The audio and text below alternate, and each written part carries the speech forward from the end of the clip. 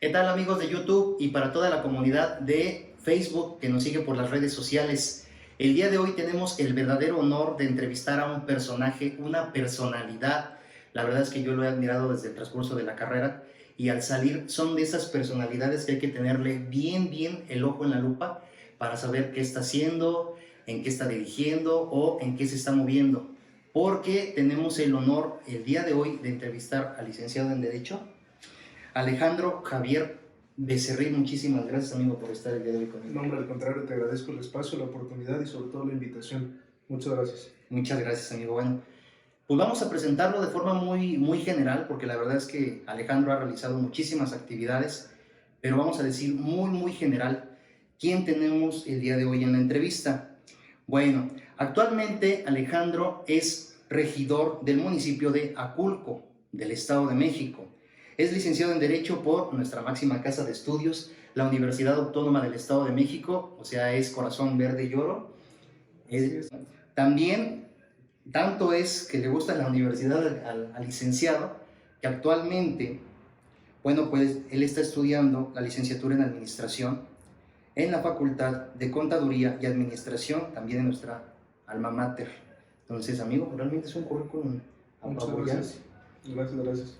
Bueno, lo hemos visto en muchas secciones, él realmente como regidor, en su labor como regidor, como papá, que también luego lo vemos en redes sociales, como también como esposo también, como, la verdad, una persona que ha luchado por los derechos de pues, comunidades, en este caso que él se especializa en la materia del derecho agrario, una materia a lo mejor muy cuestionada y muy castigada también a lo mejor por el sector social y jurídico, pero bueno, vamos a darle la oportunidad de que él también nos platique de esto.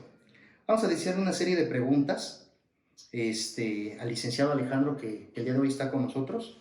Y la primera, yo creo que sería, ¿por qué derecho agrario, amigo? Si tú me permites a lo mejor, ¿por qué derecho agrario y por qué esa línea de especialidad? Muy bien. Pues de nueva cuenta, muchas gracias por el espacio, por la oportunidad. A las personas que te ven en el canal de YouTube, en Facebook, espero esta entrevista les sea de mucha utilidad y el poco conocimiento que podamos compartir, ojalá que lo puedan ver aplicado y reflejado en su vida diaria. ¿Por qué el derecho agrario? Mira, decirte en primer lugar que tenemos en México, pues prácticamente el 75% de nuestro territorio comprende lo que son ejidos y comunidades agrarias. Entonces, eso hace que la gran cantidad de población que vive al interior de nuestro país, pues desarrolle sus actividades cotidianas en el ámbito del derecho agrario. Déjame decirte también que mi familia vive en un núcleo agrario.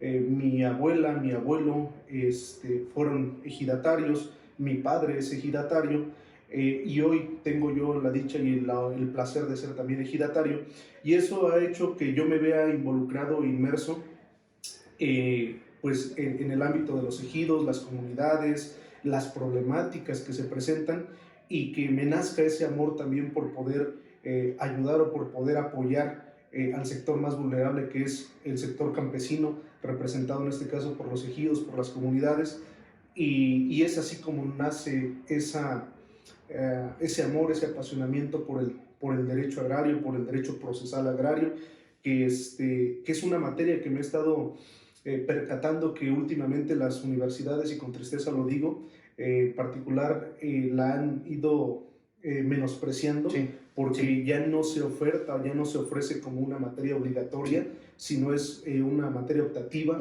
y ahora ya nada más es derecho agrario, ya no existe el derecho procesal agrario, lo cual pues obviamente, repito, al tener el 75% del territorio del país bajo ese esquema, pues hablamos de que es necesario, es importante que como abogados conozcamos y tengamos pleno dominio de esa materia. No, sí, y es que hay que mencionar que el derecho agrario ha sido muy castigado en México. Incluso, pues nosotros sabemos que tuvimos una revolución mexicana. Bueno, diversos factores iniciaron la revolución mexicana, pero uno de ellos tú sabes que es la tierra principalmente, la lucha de la tierra, la lucha campesina por la tierra, el darle certeza jurídica a la tierra, que realmente te pertenezca eso, que puedas sembrarla y que sea tuyo. Entonces realmente es una materia muy importante. También la verdad vamos a comentar que hay muchos abogados que no les gusta el derecho agrario. Hay unos abogados que no les gusta el derecho agrario, Está bien, cada quien va agarrando su propio camino, pero yo creo que es muy noble la materia del derecho agrario. En lo personal creo que es muy noble y la verdad también deja muchas satisfacciones. Bueno, muy bien, pues muchas gracias, Alejandro. Vamos a hacerle la primera pregunta y ya que estamos entrando a esta cuestión del derecho agrario, habría que decirles qué tipos de propiedades existen en México. ¿Cuáles son las propiedades que hay en México, amigo? Muy bien, aquí se deriva precisamente y nace lo que es el derecho agrario, porque tenemos en México tres tipos de propiedades reconocidas: la propiedad pública, la propiedad privada y la propiedad social. Y es aquí precisamente en la propiedad social donde a través del artículo 27 constitucional damos pauta a lo que es el nacimiento de los ejidos y las comunidades agrarias, y por ende nace todo lo que es la institución que regula el derecho agrario, llámese ley agraria, tribunales agrarios, procuraduría agraria, registro agrario nacional. Es aquí en esta propiedad social donde nace precisamente esta rama del derecho tan apasionante. Muy bien, la verdad es que a primera cuenta es complicado también, es una rama complicada que hay que entenderla bien. Y ya que estamos en esta parte del derecho agrario y la tierra ejidal, pues habría que preguntarnos entonces, pues, ¿qué es el ejido, no? Porque tiene una función importante dentro de la materia del derecho agrario. Yo creo que el ejido sería esa parte fundamental, ¿no? Este término de ejido. Pero entonces, ¿qué es el ejido? Y pues, ¿cómo se clasifican las tierras ejidales para su destino? Nada más una cuestión antes. Yo recuerdo que una vez con Alejandro yo le preguntaba y él certeramente me dijo, hay que ponerle nombre y apellido al tipo de tierra. O sea, ¿para qué es? Entonces, amigo, pues, ¿qué es el ejido y cómo se clasifica? Sí, mira, el ejido como tal puede conceptualizarse de diferentes formas dependiendo los autores o los tratadistas. Una concepción podemos señalar como un ente con personalidad jurídica y patrimonio propio, dueño de las tierras, aguas, bosques de las cuales ha sido dotado. Podemos señalar esa una definición general de ejido.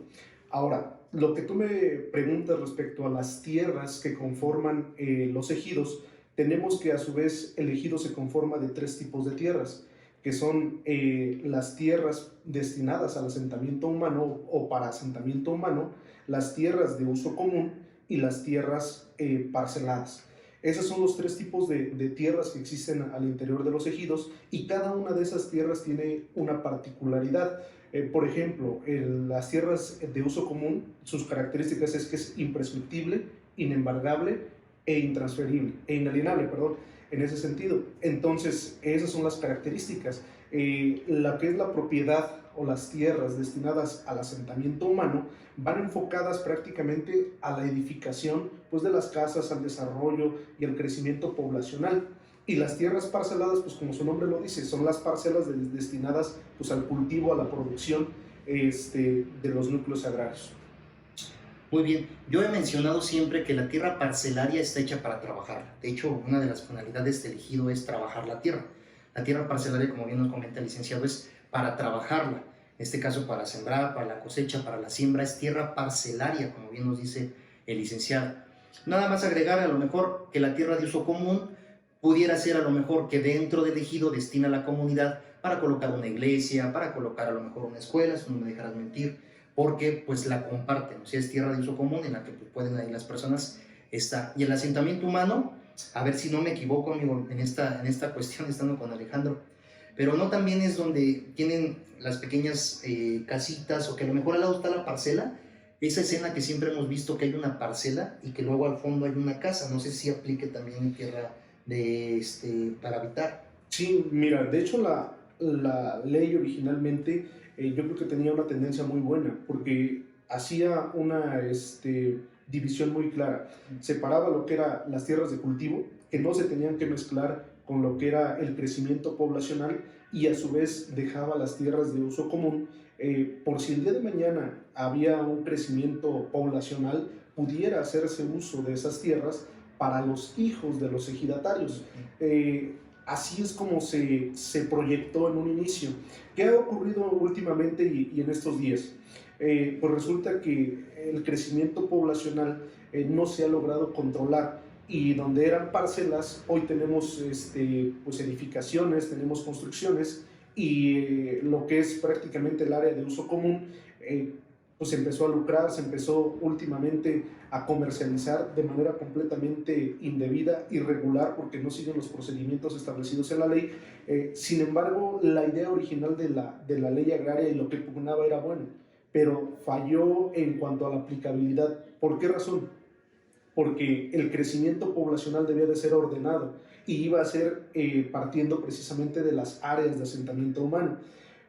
Pero se salió de las manos por parte del gobierno y empezaron a construir en las parcelas y ahorita pues ya tenemos casas al interior, ya no hay lo que son canales o vías de comunicación y empezó a hacerse un desorden en el desarrollo poblacional. Sí, claro, la mancha urbana, ¿no? Ha crecido de forma... Así es, de manera irregular. De forma irregular, y luego la verdad, yo creo que el no tener la certeza del destino de la tierra o para qué usarla, eso también a lo mejor nos confunde y decimos, bueno, tenemos tierra, vamos a usarla.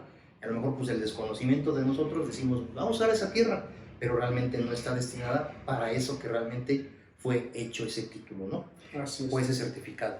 Bien, pues ya que estamos dentro del ejido y en esta parte de lo que es el ejido, bueno, el ejido yo creo que como únicamente ente aislado, pues no puede subsistir o no puede estar solo. Tiene que haber personas que estén dentro de la comunidad, tiene que haber funciones dentro de la comunidad. Yo creo que la siguiente pregunta pues sería principalmente esa. Pues ¿cuáles son las calidades agrarias dentro de un núcleo ejidal? Ok, es una pregunta muy interesante, sobre todo porque, repito, al interior de los ejidos, de los núcleos agrarios, pues converge la población, pero el ejido se rige por ciertas normas y esas normas a su vez establecen que al interior de cada núcleo agrario hay 3 calidades agrarias. La primera calidad es el avecindado. ¿Quién es el avecindado? Es el mexicano mayor de edad que ha vivido al interior del núcleo agrario por un año o más y lo más importante es que ha sido reconocido por la Asamblea General de Ejidatarios. Esa es la primera calidad, la de avecindado. Tenemos una segunda calidad que es la de posesionario. El posesionario como tal, la ley le reconoce, como su nombre lo dice, el derecho de posesión sobre una superficie determinada, es decir, sobre una parcela. Y por último tenemos lo que es la calidad de ejidatario. Okay. El ejidatario, por decirlo así, es la calidad máxima que puede existir al interior de un núcleo agrario. ¿Por qué razón? Porque el ejidatario tiene tierras parceladas y a su vez tiene derecho de acceso a las tierras de uso común. Okay. Entonces, también puede participar en las asambleas, puede ser miembro del comisariado ejidal, puede opinar, votar en ese sentido. Y es importante resaltar y recalcar esta parte de que lo que son los avecindados y los posesionarios no pueden participar en las asambleas. Avecindado y posesionario no pueden participar y no pueden votar. Okay. Entonces, muchas veces al interior de los núcleos dicen, oye, ¿por qué no me permites entrar? ¿O por qué no puedo hablar? ¿O por qué no puedo opinar? Porque la ley es muy clara y señala que habrá asambleas de ejidatarios. Okay. Entonces, por esa razón, los avecindados y los posesionarios no pueden participar y no pueden entrar. Hay otras juntas, otras formas reconocidas en la ley, donde ahí sí pueden participar todos los avecindados, posesionarios, ejidatarios, pero cuando se trata específicamente de regular temas relacionados con el ejido, única y exclusivamente participan a través de la Asamblea General de Ejidatarios quienes tengan esa calidad. No entran avecindados, no entran posesionarios. Claro, sí, realmente, o sea, le está dando la ley ahí una característica específica para que participen de una manera específica, ¿no? Dentro de la comunidad. Y qué importante es, me retomo un poquito lo que mencionó el licenciado Alejandro, el hecho de que tienen que ser avecindados, tienen que ser reconocidos por el propio núcleo. Porque también luego hay personas, amigo, que vivo por ahí y a lo mejor, bueno, pues yo vivo por aquí, vivo por la comunidad y pienso que ya soy avecindad. Soy vecino, pero a lo mejor no soy avecindad. Se ha llegado a dar este supuesto. Así es, de hecho es muy importante eso que tú comentas, por una razón, porque a veces las personas dicen, oye, ¿sabes qué? Yo ya me acerqué con el comisariado ejidal, con el presidente del comisariado, y ya me extendió una constancia donde dice que soy avecindado. y ya con esa constancia queremos hacer valer derechos. Y quiero especificar o que quede muy claro que el comisariado no está facultado para reconocer a vecindados, no es una de sus atribuciones. Él puede convocar a una asamblea de ejidatarios y los ejidatarios determinarán si la persona primero cumple con los requisitos y segundo la aceptan como avecindad. Claro, claro. Si no la aceptan, el comisariado así le expida las constancias, esa constancia no tiene validez alguna. ¿Por qué razón? Porque no es una atribución o no es una facultad del comisariado ejidal. Claro. Para que por ahí las personas que luego se acercan con los representantes ejidales y les dicen, ¿sabes qué? Yo te doy la constancia, decirles que esa constancia no tiene validez si no es con la aprobación de una asamblea general de ejidatarios.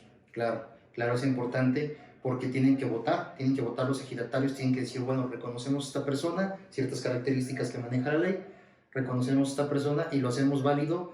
Me parece que el documento oficial es el acta de la asamblea. ¿Es correcto? Y en esa acta de asamblea entonces queda ahí formalmente establecido que tal persona X ya pertenece entonces a nuestro núcleo de población y lo aceptamos, ¿no? Entonces, así como porque hay muchos supuestos que pueden derivar de la propia ley y de las calidades o cualidades de participantes dentro de la comunidad, pues podríamos preguntar, pero lo más importante es tener bien la certeza. Bueno, vamos a entrar a algo un poquito más técnico, un poco más técnico, porque obviamente que también al ser parte del artículo 27 constitucional, pues bueno, deriva de él también pues la ley agraria, ¿no? Formalmente hablando. Y de esta ley agraria pues hay diferentes supuestos, hay mecanismos y hay acciones. En esta ocasión yo quiero preguntar al licenciado Alejandro un artículo muy específico. En este caso es el artículo 80 de la ley agraria, relacionado con la enajenación de los derechos parcelarios. Y es que esta parte de enajenarse un derecho parcelario, amigo, yo creo que las personas que nos estén viendo quieren saber qué es esto de enajenarse tierra. Ok, mira, comentarte que anteriormente, antes de que se creara la ley agraria, con la ley de la Secretaría de la Reforma Agraria, no estaba permitido la enajenación o la comercialización de las tierras ejidales. Okay. Posteriormente, cuando entra Carlos Salinas de Gortari y con la ley agraria, ya en su artículo 80 incorpora la facultad para que el ejidatario pueda enajenar, es decir, pueda vender, pueda comercializar sus parcelas ejidales. Es importante resaltar que existen varios candados y varios requisitos que se deben de cumplir. ¿Por qué razón? El artículo 80 como tal dice que los ejidatarios podrán enajenar sus derechos parcelarios a otros ejidatarios o a vecindados del mismo núcleo de población. Y es aquí donde tenemos el primer candado o el primer requisito a cumplir. Dice que debemos tener la calidad de ejidatario o a vecindad. Es decir, ¿qué pasa si Alejandro, que vive en Aculco, que no tiene calidad agraria en el ejido de Cacalomacán, por decir un ejemplo, quiere llegar a comprar una parcela en ese ejido? Jurídicamente no puede. Y si yo la comprara, esa venta es nula. ¿Por qué razón? Porque ni soy ejidatario de Cacalomacán, ni tengo la calidad de avecindado en Cacalomacán. Entonces, esto es muy importante que las personas que te siguen en el canal, en Facebook, puedan darse cuenta de que cuando quieren comprar una parcela tienen que cumplir primero el requisito de ser ejidatarios o, en su defecto, avecindados. Claro. Porque si llegan y compran la parcela, esa compra o esa operación es absolutamente nula. La ley no le reconoce validez alguna. Entonces es ahí donde comienzan o empiezan a generarse los primeros fraudes. ¿Por qué razón? Porque yo voy, compro la parcela y después me encuentro con la sorpresa de que el comisariado ejidal y la asamblea no me aceptan. ¿Por qué razón? Porque no soy ejidatario y porque no soy avecindado. Entonces, con justa razón, ¿por qué? Porque no estoy cumpliendo lo establecido en el artículo 80 de la ley agraria. Sí. Ese es el primer requisito. El segundo de los preceptos ahí que contempla el artículo es que una vez que ya se cumple la calidad de ejidatario o de vecindado, se tiene que celebrar un contrato de enajenación de derechos parcelarios. En ese contrato prácticamente firma el enajenante, el adquirente y con la presencia de dos testigos. Posteriormente a ello se tiene que hacer la ratificación, dice la ley, ante fedatario público o notario público. Se hace esa ratificación y posterior a ello continuamos con un segundo requisito, que es el relativo a la notificación del derecho del tanto. Esta notificación también es importante para los compradores, o que lo sepan. Dice la ley que la esposa y los hijos del enajenante tienen 30 días naturales para que puedan adquirir la parcela antes que cualquier otro ejidatario o vecindado pueda hacerlo. Okay. Entonces, ¿qué pasa si Alejandro quiere vender la parcela a Jesús y lo hace sin consultar a su esposa y a sus hijos? Okay. Esa operación es completa y se puede demandar la nulidad. Okay. ¿Por qué razón? Porque tiene que firmarme esa notificación mi esposa y mis hijos de que están conformes en que yo pueda vender la parcela. Y la ley dice que les vamos a dar 30 días para que, si ellos quieren comprar o quieren adquirir la parcela, lo puedan hacer antes que cualquier otra persona pueda hacerlo. ¿Qué pasa? Muchas veces pues los hijos no quieren firmar, la esposa no quiere firmar, o los titulares no quieren pues darle a saber a la esposa o a los hijos que van a vender, y omiten ciertos nombres. Eso también es motivo de nulidad. No tendría validez en ese sentido la operación, y el comprador pues estaría corriendo un riesgo, porque en el momento en el que la hija o el esposo o el hijo digan, ¿sabes qué? Yo no fui notificado de los 30 días, en automático todo lo demás es completamente nulo, no tendría validez.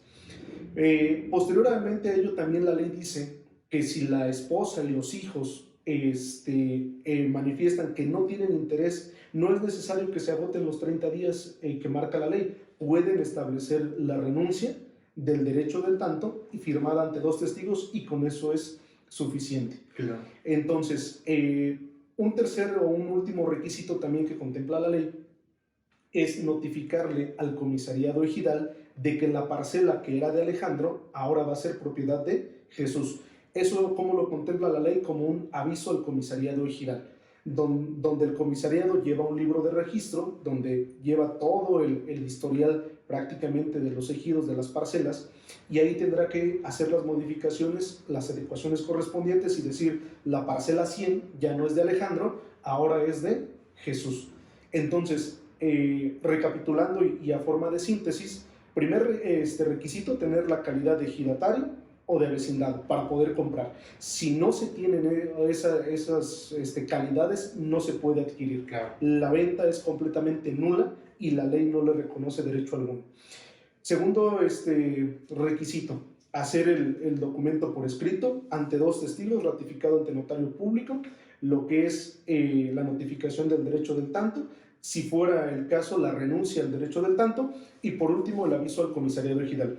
Una vez que ya tenemos ese cúmulo de documentos, ¿qué se tiene que hacer? Pues integramos el expediente, acudimos al Registro Agrario Nacional, hacemos los pagos fiscales correspondientes, y el Registro Agrario Nacional tiene la obligación de hacer la revisión. Si cumplimos con los requisitos en términos del artículo 80 y su reglamento, entonces van a dar una calificación positiva, van a cancelar el certificado de Alejandro, y en consecuencia le van a expedir a Jesús el certificado parcelario que lo acredite como titular de la parcela. Claro, qué importante. Aquí nada más 2 comentarios. El primero, cómo el derecho agrario sí contempla, bueno, al menos desde mi perspectiva, sí contempla a la familia, o sea, a la contemplación de la esposa de este permiso, y la contemplación también de estas personas que tienen derecho al tanto. Sí contempla el derecho agrario, porque también es un núcleo de población, pero está contemplando de cierta manera a la familia también que den este permiso. A diferencia, vamos a llamarle un poquito entre comillas, para no ser tan estrictos, en materia civil, que en materia civil se dirige más por las propiedades. Si tú eres dueño de una propiedad y a lo mejor estás casado por bienes separados, sí puedes a lo mejor hacer la compra-venta y venderlo en su momento, pero pues no es tanto como en el derecho agrario, que sí está contemplando a la familia. Qué importante, el derecho agrario sí contempla a la familia. Ya como nos comenta el licenciado, hay que tener estos 3 pasos y después llevarlo, lo mencioné un poco rápido, pero puede ser nada más en paréntesis, a lo que le conocemos como el RAN. El RAN, que es el Registro Agrario Nacional. El RAN, de ahí se ratifican y entra la documentación para que sea aprobada. El RAN tiene este registro de todos los núcleos y de estas aprobaciones que está comentando el licenciado. Bueno, algo importante, yo la verdad quiero preguntarte esto, amigo, quiero aprovechar la oportunidad. Luego, estos errores, este desconocimiento de la ley, de ver tierra a lo mejor muy barata, porque luego vas por la carretera o vas por algunos municipios o por algunos núcleos en Capurtitlán o en Sinacantepec y ves tierra barata, o sea, dices tantos metros en tanto precio y dicen, wow, qué barato, realmente vamos a comprar, a lo mejor con buenas intenciones, de decir, voy a iniciar mi casita, voy a iniciar mi familia, voy a comprar esta tierra. Yo realmente sí quiero aprovechar esta parte para preguntarte eso.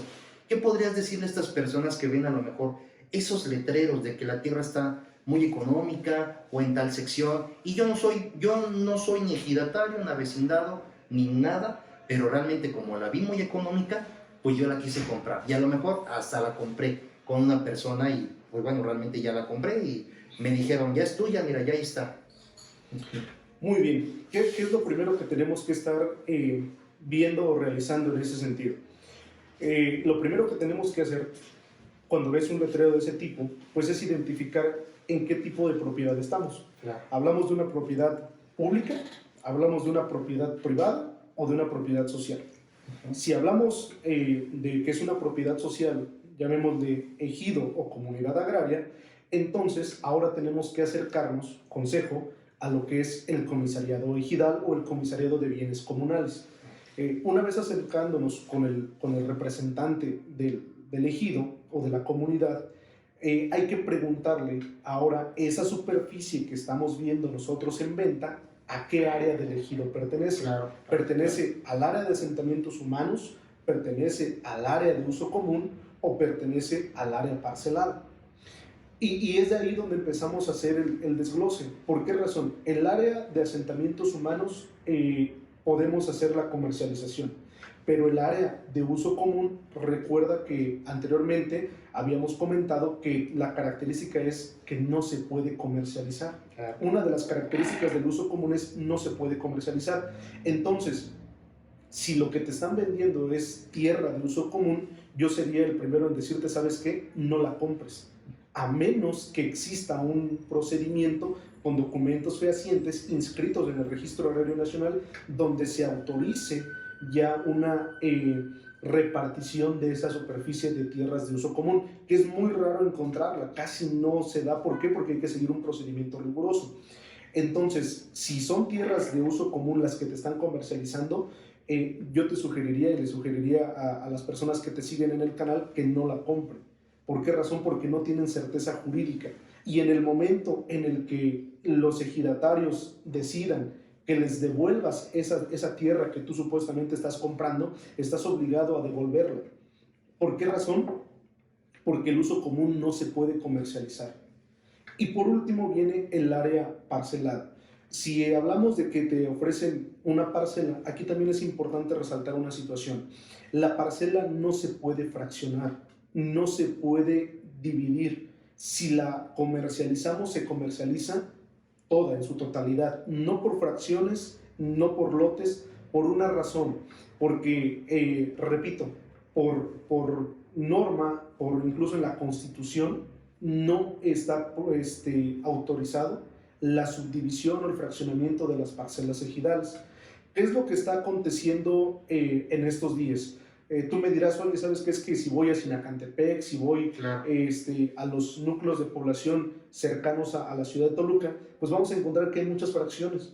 Y, Sí. y claro, efectivamente, en la realidad está ocurriendo que se está fraccionando, pero jurídicamente no se les reconoce validez alguna. Entonces hay que tener mucho cuidado en ese sentido por la razón siguiente. Yo, por ejemplo, yo titular, le vendo a Jesús, Jesús le vende a un tercero, ese tercero fracciona y se va haciendo una cadenita y al final yo puedo tener la facultad de decir, ¿sabes qué? Devuélveme la fracción y me la van a devolver. Entonces, ese es el riesgo que corre la persona que está comprando una fracción. Hay que tener mucho cuidado, hay que tratar de comercializar en la mayoría de los casos la totalidad de la parcela, repito, por la razón de que no se puede fraccionar. El derecho agrario es muy bondadoso, está muy protegido, existen tribunales, existe la ley agraria, existe una protección impresionante, pero ojo, siempre y cuando hablemos de la totalidad de la parcela. Si hablamos de un fraccionamiento donde se está lucrando con el ejido, es completamente ilegal. Claro. Y ahí sí la autoridad es la primera en sancionar ese tipo de actividades y ese tipo de conductas que van en contra de la esencia y de la naturaleza del ejido. Claro, por supuesto, y hay que mencionarlo. La verdad es que hay que tener cuidado cuando hacemos este tipo de actos porque podemos caer en la ilegalidad o en algún delito que bien contempla el Código Civil del Estado, el Código Penal, perdón, el Código Penal del Estado de México y también se contempla en el Código Penal Federal. Entonces hay que tener mucho cuidado con los actos que hacemos porque sí están contemplados en el Código Penal del Estado de México. Entonces sí es delito. Y bueno, también no solamente para los que viven en el Estado de México, sino en los que nos vean en otros municipios y en otros estados. Está contemplado. Creo que lo ideal sería asesorarse con un abogado, preguntar, estar bien informados y después de eso pues realmente hacer la compra o en su momento abstenerse de hacerla para evitar problemas. Yo creo que es mejor no comprar problemas y estar bien asesorados y evitar este tipo de cuestiones. Yo creo que los abogados licenciados son a veces, pues no todos los quieren ver, no a veces somos bien vistos, no siempre es el caso. Luego también hay gente muy agradecida con los licenciados, con los abogados que hacen verdaderamente su trabajo. Podemos ver, como están viendo aquí en las imágenes, en el video, cómo el licenciado ha ayudado a mucha gente realmente a regularizar la tenencia de la tierra, darle certeza jurídica a su patrimonio y pues realmente el licenciado ha ayudado a mucha gente llevándolos por el camino correcto. Yo creo que eso es lo importante con un licenciado, ir llevando a la gente por un camino correcto, irle informando de los riesgos y de las cuestiones que pudiera entrar y bien también de los beneficios que puede hacer. Yo creo que hay más beneficios que en su momento entrar en una problemática, ¿no? Evitar este tipo de cuestiones. Va de la mano con la siguiente pregunta ya para ir terminando con esta parte. Y pues ya que estamos en esto, pues ¿cuál sería entonces la diferencia entre un contrato de cesión y un contrato de enajenación de derechos parcelarios? ¿Cuál es la diferencia entre estas dos? Ok. Bueno, yo también les diría a las personas, como bien lo comentaste, más allá de comprar problemas, yo siempre les sugeriría que se pudieran acercar con un abogado experto o conocedor al menos en el derecho agrario, porque tiene ciertas peculiaridades. ¿Para qué o con qué finalidad?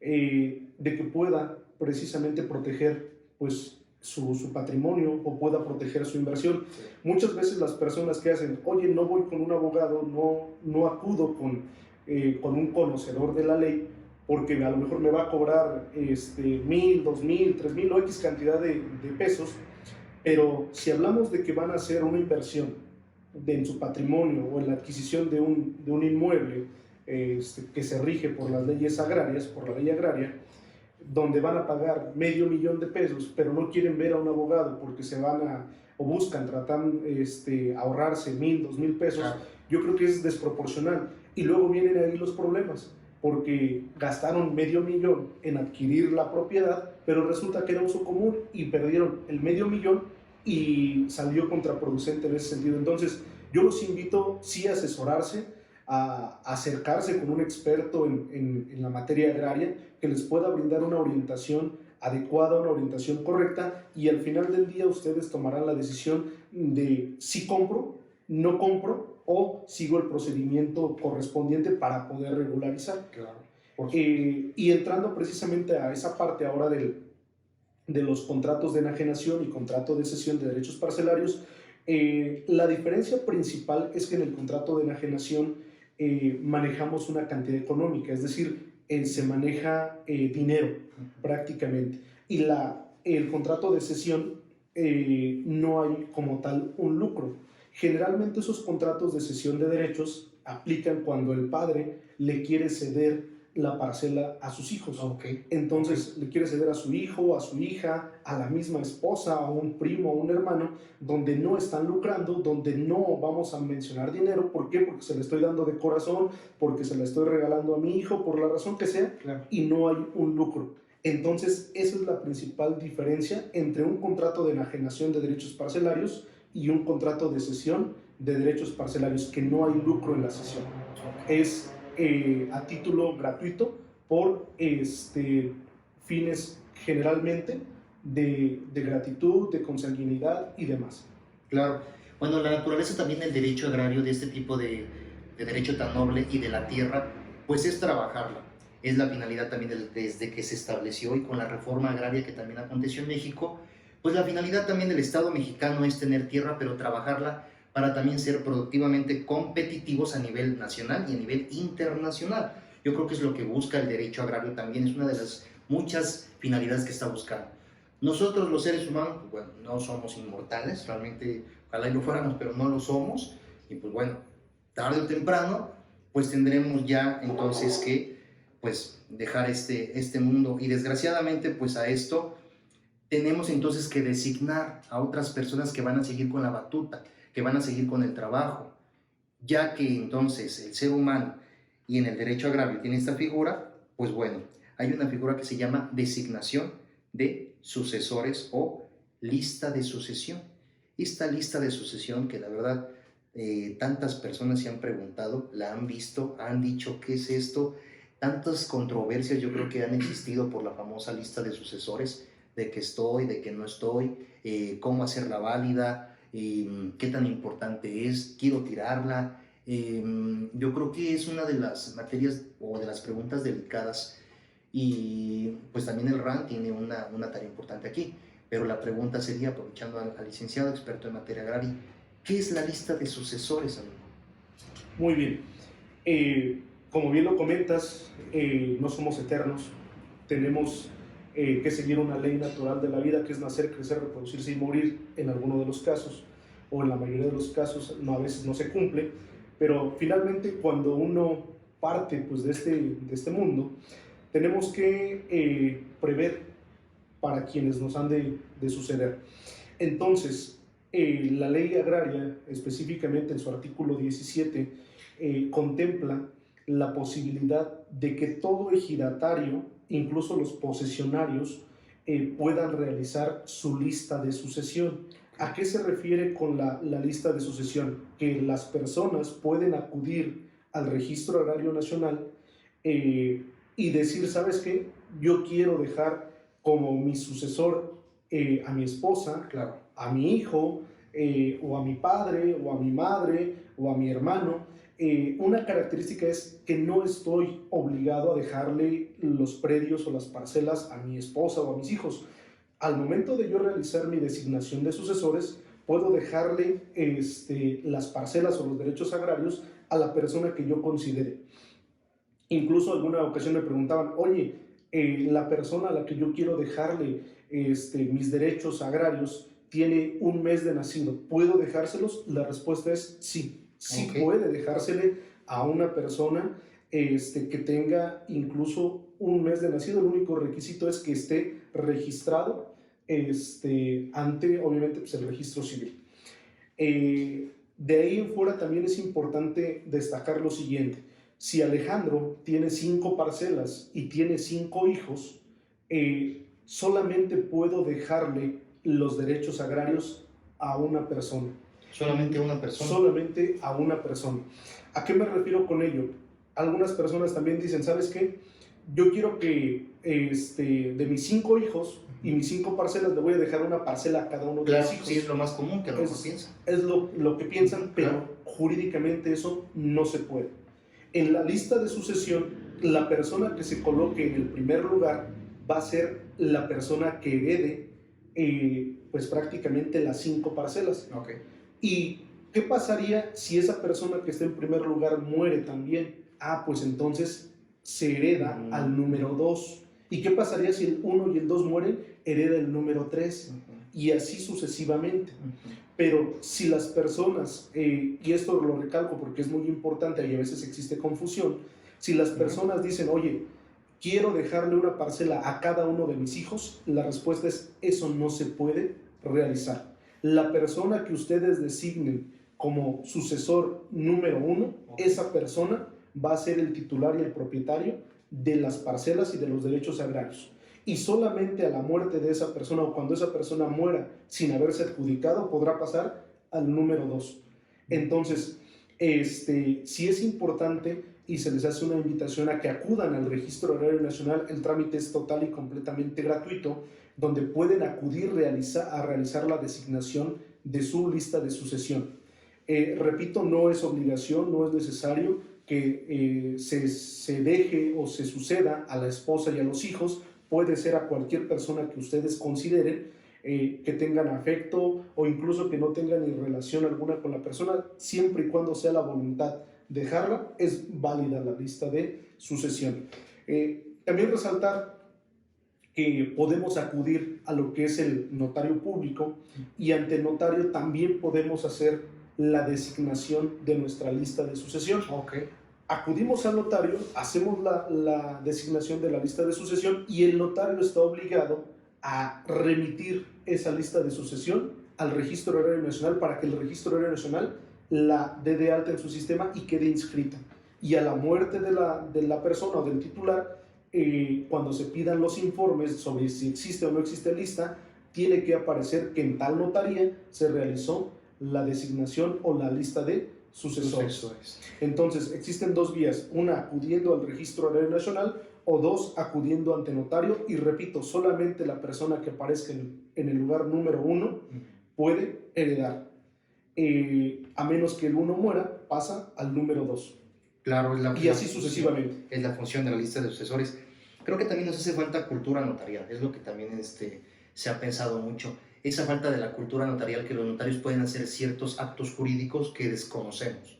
Yo creo que para eso está la figura del abogado, y en este caso del abogado especialista en materia agraria, en materia civil, en materia penal, etc. Yo creo que los abogados tienen una figura específica en la sociedad y cada abogado se especializa. Desde mi punto de vista muy particular, no siento que uno sea mejor que otro ni superior que otro, porque luego a veces sí pasa de que somos penalistas y nos sentimos mejores que otros. La verdad es que no. O agrarios, y también así llega a suceder, o laborales o civiles. No, yo creo que todos es un conjunto y trabajamos para la sociedad, al igual como en este caso la figura del notario, que el notario cómo trabaja con el RAN, el Registro Agrario Nacional, y también trabaja, por ejemplo, con el IFREN, al inscribir el otro tipo de propiedad que hemos mencionado, la propiedad privada en México. Es como el notario también ve estas dos materias, tanto agraria como civil, las dos materias también las ve. Y yo creo que también el abogado en derecho debe ser así, no a lo mejor cerrarse tanto en una materia, sino también permitir conocer todas las demás materias. Y yo creo que tú no me dejarás mentir, pero aunque estés dentro de la materia agraria, sigues viendo otras materias, sigues viendo materia laboral, sigues viendo materia penal, o sigues viendo otras materias. Tiene que ser un abogado completo en todo este sentido. Yo creo que la pregunta que sigue a esto, que tengo una en la mente, si nos da oportunidad el licenciado la voy a formular, pero tengo una que, bueno, ¿qué pasa en la hipótesis de que este ejidatario pues fallece sin haber dejado una lista de sucesores, una lista ya sea ante el notario o ante el RAN? No dejé lista. ¿Qué sucedería ahí entonces? Ok, lo que me comentas es muy común también. Muchas veces los ejidatarios, los posesionarios no alcanzan o la desidia simplemente de no realizar la lista de sucesión. Claro. Entonces, cuando muere el titular, la ley también contempla que la persona que va a heredar en primer lugar es la esposa o la cónyuge o el cónyuge. Posteriormente, si no estuviera casado o si la cónyuge ya hubiera fallecido, entonces dice que heredará la concubina o el concubino. Posteriormente a ello, dice que va a heredar uno de los hijos del ejidatario o del titular de derechos. Okay. Posteriormente a ellos, si no hubieran los anteriores, heredará uno de los padres o uno de los ascendientes del titular. Y por último, heredará la persona que haya dependido económicamente del titular de los derechos agrarios o del titular de la parcela. Esta última figura, ¿quién es? Generalmente cuando las personas no se casan, cuando no tienen concubina, no tienen hijos, pero sí se hacen cargo a lo mejor de un sobrino o de algún familiar y la persona muere, entonces esa persona que vivió con ellos, que dependió económicamente de ellos, sí puede heredar. En ese orden de ideas van a ir heredando, repito, primero la cónyuge, si no hubiera cónyuge, la concubina, después uno de los hijos, después uno de los ascendientes y por último, quien haya dependido económicamente del titular. Aquí quiero resaltar una parte importante, porque existen muchos conflictos cuando llegamos a la parte de que no existe la cónyuge, no existe concubina, pero lo que sí hay son hijos. Y vamos a suponer que existen 3 hijos. Entonces, ¿qué dice la ley? Dice la ley ahí, repito, que se tienen que poner de acuerdo quién de los 3 va a heredar. ¿Va a heredar Alejandro, va a heredar Jesús o va a heredar quién? ¿Quién de ellos va a heredar? Claro. Entonces, si no nos ponemos de acuerdo como hijos, dice la ley que entonces se va a suspender el procedimiento por 90 días, por 3 meses, y tenemos que platicar entre hermanos o entre padres. Tenemos que platicar, tenemos que ponernos de acuerdo quién de nosotros va a heredar. Y si pasados los 3 meses no logramos ponernos de acuerdo, dice también la ley que entonces el tribunal proveerá la venta de esas parcelas y el producto de esa venta entonces se repartirá en partes iguales para los hijos. Claro. Entonces, sí es muy importante aquí que podamos, en esta hipótesis donde hay más de un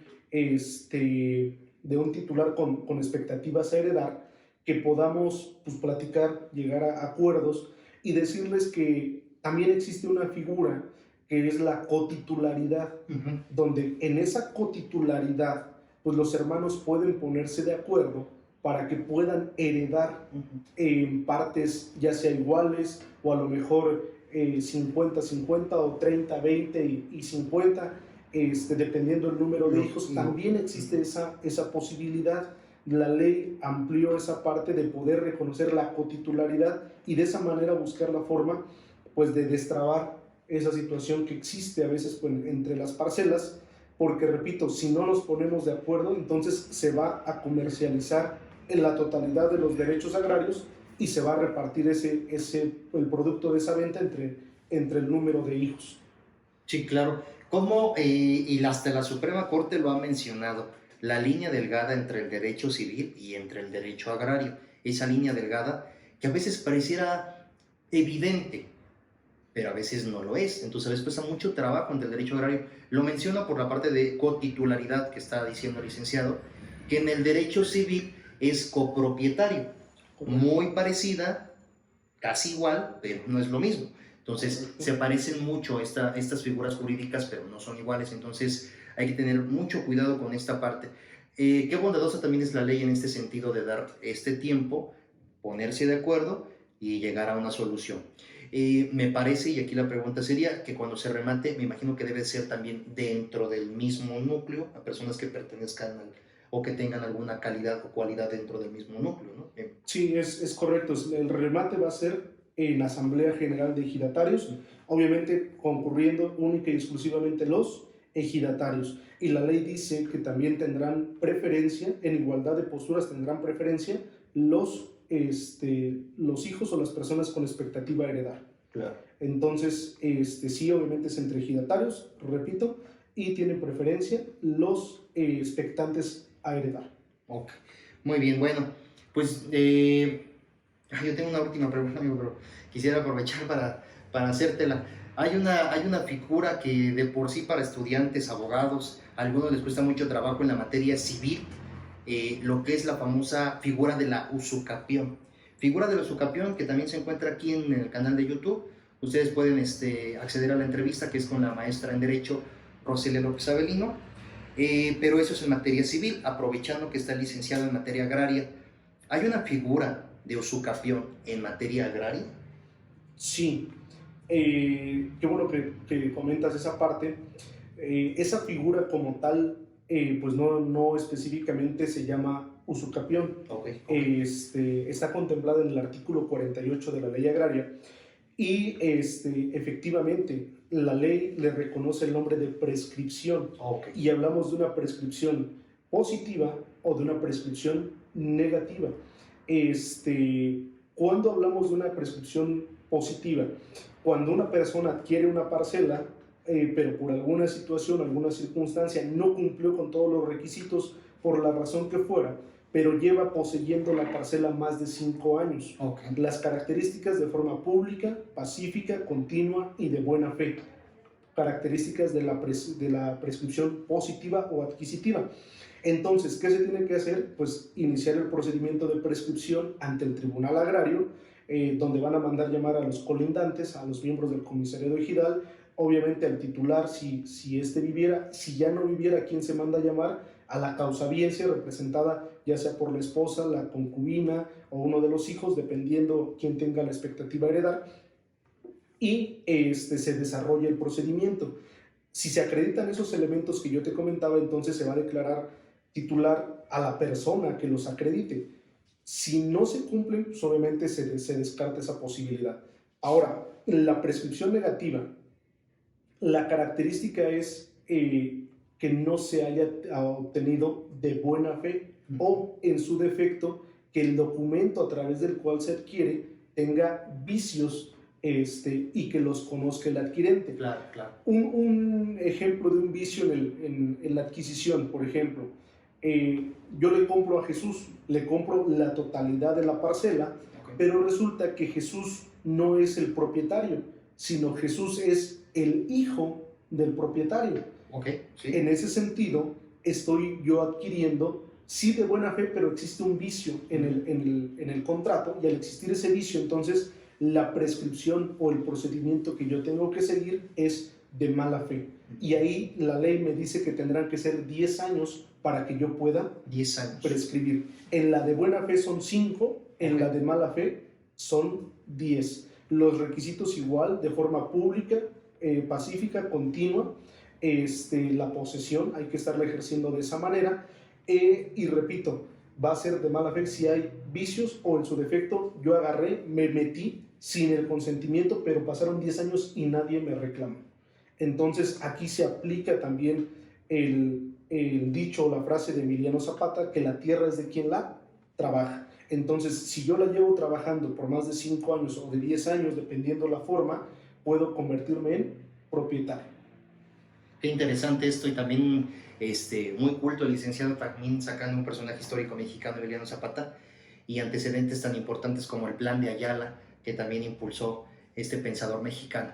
Yo nada más quisiera hacer un paréntesis, tiene que ser pacífica este tipo de cuestión, porque luego hay cuestiones de violencia o cuestión de intimidación, etcétera, y eso entonces interrumpe el término, o bien no podría ser válida. Nada más allí hay que tener cuidado de que tiene que ser pacífica este tipo de figura jurídica, porque luego hay muchas cuestiones importantes, ¿no? Sí, y ahí, perdón, se me olvidó comentar también que la prescripción, sea positiva o sea negativa, única y exclusivamente opera cuando hablamos de la totalidad de la parcela. Okay. Si queremos prescribir solamente una fracción de la parcela, no opera la prescripción. Okay. Porque, repito, las parcelas al día de hoy jurídicamente no se pueden fraccionar.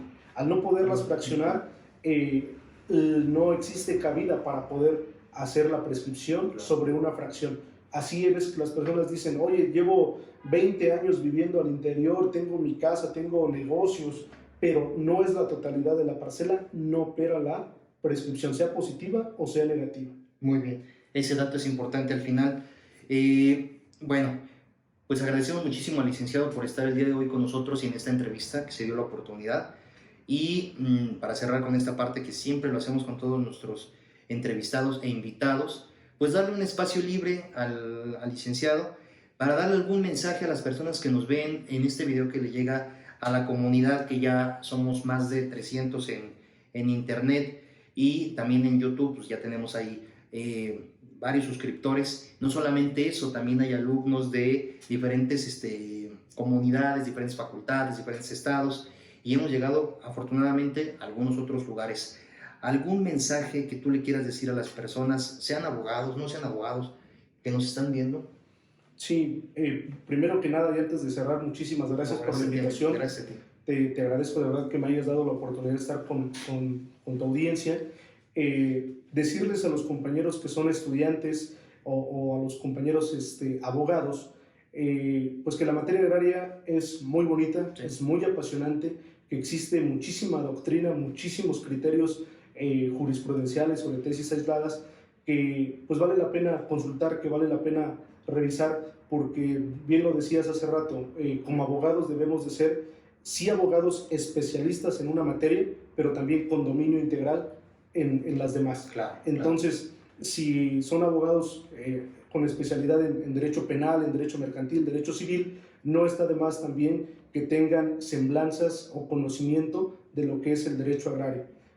Como cultura también vale la pena. sí. Y a las personas que no se desempeñan como abogados, si alguna ocasión tienen la intención, el interés de adquirir una parcela, no echen en saco roto el poder acercarse a algún abogado. De verdad que es mejor tener una asesoría, pagar por la asesoría, a después arrepentirnos por haber perdido nuestro patrimonio, sí, por tener problemas en cuanto a las inversiones que ya no fueron adecuadas, y entonces tener problemas en ese sentido.